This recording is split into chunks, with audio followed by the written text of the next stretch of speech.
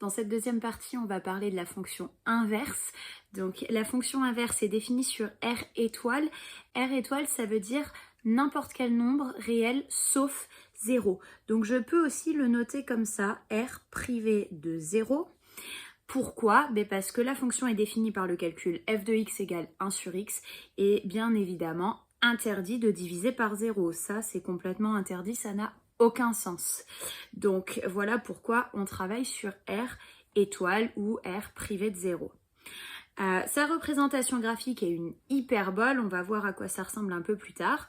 Une première propriété, la fonction inversée décroissante et négative sur l'intervalle moins l'infini 0, donc à gauche de l'axe des ordonnées, et elle est décroissante à nouveau, mais positive sur la partie droite du repère. Ça veut dire que ma fonction, elle va être dans ce coin-là et dans ce coin-là. Ça, c'est la première information que j'obtiens en étant décroissante à chaque fois. Démonstration, montrons que f est décroissante sur l'intervalle 0 plus infini. Il y a une démonstration équivalente dans les valeurs négatives, mais je ne veux pas vous embrouiller. Si je prends un nombre a plus petit qu'un nombre b, mettons par exemple 2 qui est plus petit que 10, quand je passe à l'inverse, donc que je cherche un demi et un dixième, un demi ça va être égal à 0,5, un dixième à 0,1 et 0,5 est bien plus grand puisque je partage en quelque chose de plus petit de ce côté-là. Donc il y a bien une inversion qui se fait, d'où le nom de fonction inverse et d'où le fait que la fonction soit bien décroissante puisque quand je vais prendre des valeurs plus grandes, l'image va être plus petite. Donc ça explique que c'est bien une fonction décroissante.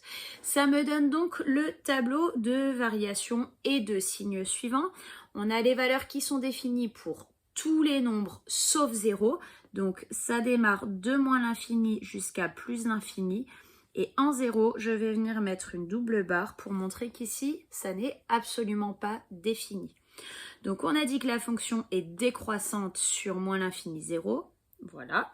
Et elle est décroissante sur 0 plus l'infini.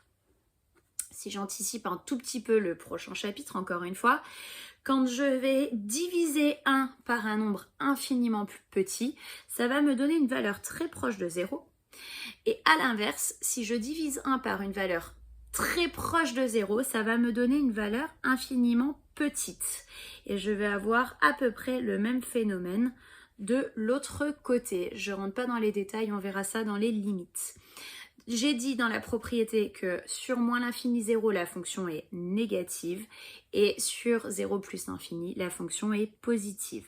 Voilà mon tableau de variation et de signes et je peux dessiner l'allure de la courbe. Alors, les choses que je peux calculer facilement, c'est f de moins 1 qui vaut 1 sur moins 1 qui vaut bien sûr moins 1. Autrement dit, ma courbe va passer par ce point-là et bien sûr f de 1 c'est 1 sur 1 qui vaut donc 1. Donc ma fonction passe aussi par ici. Après, on le fait du mieux qu'on peut à main levée. Si on veut quelque chose de précis, on passe par un logiciel. Et on a la fonction qui va venir de 0 ici, qui va passer par le point et redescendre. Et à l'inverse, du côté positif, on va avoir quelque chose comme ceci. Bien sûr, c'est très approximatif. On est en train de faire du dessin à main levée. Donc, le but, c'est pas d'être précis. Si vous voulez gagner en précision à la main, il faut calculer d'autres valeurs et les placer et tracer ça plus précisément. Voilà pour la fonction inverse.